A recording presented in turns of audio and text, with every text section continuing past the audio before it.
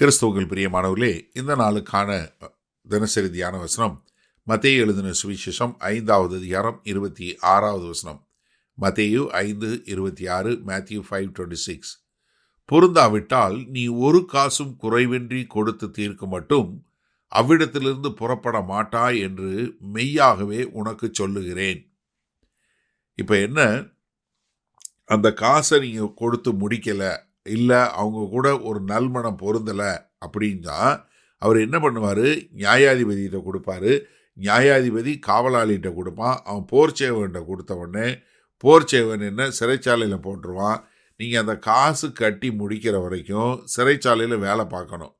அப்போ என்ன, அது பைசா சுத்தமாக காசு வர்ற வரைக்கும் நீங்கள் உங்கள் சுதந்திரத்தை இழந்து போயிடுவீங்க, உங்களுடைய குடும்பத்தை இழந்து போயிடுவீங்க, உங்களுடைய சமாதானத்தை இழந்து போயிடுவீங்க.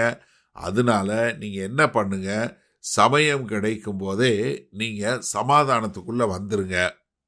இதை ஆவிக்குரிய முறையில் எடுக்கும்போது நம்முடைய பாவக்கணக்கு நம்மளால் செலுத்த முடியாத ஒரு பாவக்கணக்கு. நாம் கர்த்தரோடு போய் நிற்பதற்கு எந்த வகையில் தகுதி இல்லாத மக்கள். ஆனால் நமக்கு என்ன பண்ணார்? கர்த்தராகிய இயேசு கிறிஸ்து நம்முடைய பாவங்களுக்காக பலியானார். அதன் மூலமாய் நாம் தேவனோடு சமாதானம் பெற்றோம். அப்போ நம்ம தேவனோட சமாதானம் பெறுவதற்கு கர்த்தராகிய இயேசு கிறிஸ்து வந்தார். ஆனால் என்னன்னா, இது நம்ம எப்போ பண்ண முடியும்? சமயம் கிடைக்கும்போது. ஏசாயா 55வது அதிகாரம் 6வது வசனம் சொல்லு இல்லையா, கர்த்தரை கண்டடைய கூடிய சமயத்தில் அவரை தேடுங்க, அவர் சமீபமாக இருக்கையில் அவரை நோக்கி கூப்பிடுங்க. ஆனால் மரணத்திற்கு பின்பாக நீங்கள் கர்த்தர்கிட்ட போக முடியாது. அப்போ நீங்கள் இந்த பூமியில் இருக்கும்போதே, சமயம் கிடைக்கும் போதே நீங்கள் பண்ணிருங்க. அப்படி இல்லைன்னா நரகம் என்கிற அந்த சிறைக்குள்ளே போவீங்க. உங்கள் வாழ்நாள் முழுவதும் நித்திய காலத்திற்கும் அந்த சிறைக்குள்ளே இருந்து நீங்கள் கஷ்டப்பட போகிறீங்க. அதனால் இப்போவே நீங்கள் சமயம் கிடைக்கும் போதே கர்த்தரோடும் மற்றவர்களோடும் ஒப்புரவாகுங்க. அப்படி இல்லைன்னா உங்களுடைய பாடு மிகவும் பரிதாபமாக இருக்கும். அதனால் எனக்கு அருமையான ஜனங்களே, இங்கே கர்த்தர் சொல்கிறது என்ன, நீ கர்த்தரோடு சமாதானமாகு. கர்த்தரோடு எப்படி சமாதானம் ஆக முடியும்? உன்னுடைய சகோதரர்கள் உனக்கு எதிராகவும் உள்ளவங்க, இல்லை நீ மற்றவர்களுக்கு எதிராக செய்யக்கூடியவங்களாக இருந்தால் என்ன பண்ணுங்க? மற்றவர்களோடு சமாதானமாகுங்க. ஒப்புரவாகுதல் என்பது 2 கொரிந்தியர் 5வது அதிகாரத்தில் இந்த ஒப்புரவாக்குதலின் ஊழியத்தை கொடுத்துருக்கிறாரு. என்ன, நம்ம தேவனோடு ஒப்புரவாகிறோம், மற்றவர்களோடு நம்ம ஒப்புரவாக வேண்டும். அப்போ என்ன, நல்மணம் பொருந்த வேண்டியது மிகவும் அவசியம். அப்போ நம்முடைய கடன்களை கட்டி தீர்க்க முடியல, இல்லை நமக்கு எதிராளி இருக்குன்னா நம்ம என்ன பண்ணணும்? நமக்கு எதிராக ஒருத்தர் கொடுக்க முடியலன்னா மன்னிச்சிருங்க. இல்லை நம்ம இன்னொருத்தவங்களுக்கு கொடுக்க முடியலன்னா அவங்ககிட்ட போய் மன்னிப்பு கேட்டு நல்மணம் பொருந்தி அதை எப்படி செய்ய முடியுங்கிறத செய்து முடிக்கக்கூடிய மக்களாக இருக்க கர்த்தர் உங்களுக்கு கிருபை பாராட்டட்டும். சரி, இந்த நாளில் இந்த வசனத்தை நம்ம எப்படி எடுத்துக்கொள்வது? முதலாவது, நம்ம கர்த்தரோடு ஒப்புரவாகுவது. கர்த்தரோடு எப்படி ஒப்புரவாக முடியும்? நம்ம பாவமான மனுஷர்கள், நம்மகிட்ட எதுவுமே நன்மையான காரியங்கள் எதுவுமே கிடையாது. நம்ம எல்லாமே என்ன, ஒரே பொல்லாதவங்க, நம்ம கீழ்ப்படியாமையின் பிள்ளைகள். எபேசியர் 1:2 சொல்கிற போல் நம்ம பாவத்திலையும் அக்கிரமத்திலையும் மரித்தவர்களாக இருந்தோம்.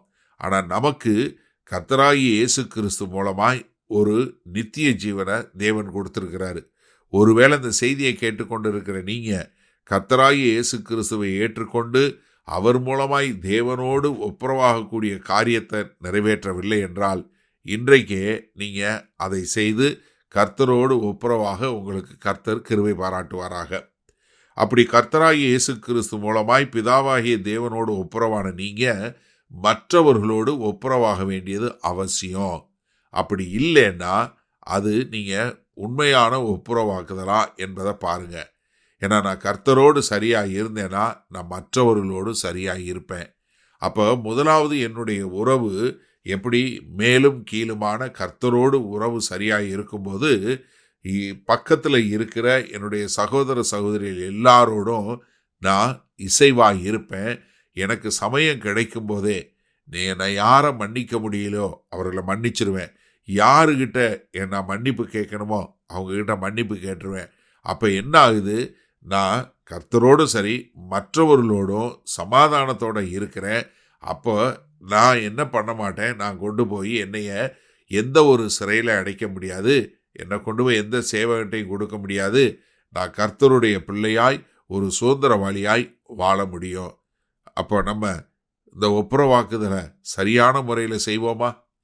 மகா கிருபையும் இரக்கம் நிறைந்த எங்கள் அன்பின் தகப்பனே, இதோ நாங்கள் சமயம் கிடைக்கும் போதே, ஆமாண்டவரே, இதுதான் சரியான சமயம், இந்த சரியான சமயத்தில் நாங்கள் உம்மோடு ஒப்புரவாகி மற்றவர்களோடு ஒப்புரவாகி வாழ எங்களை ஒப்பு கொடுக்கிறோம். மீட்பர் ரட்சகருமாகிய இயேசு கிறிஸ்துவின் மூலம் பிதாவே, ஆமேன். கர்த்தர் உங்களை ஆசீர்வதிப்பாராக. நாம் இன்று மாலை மணால சந்திப்போம்.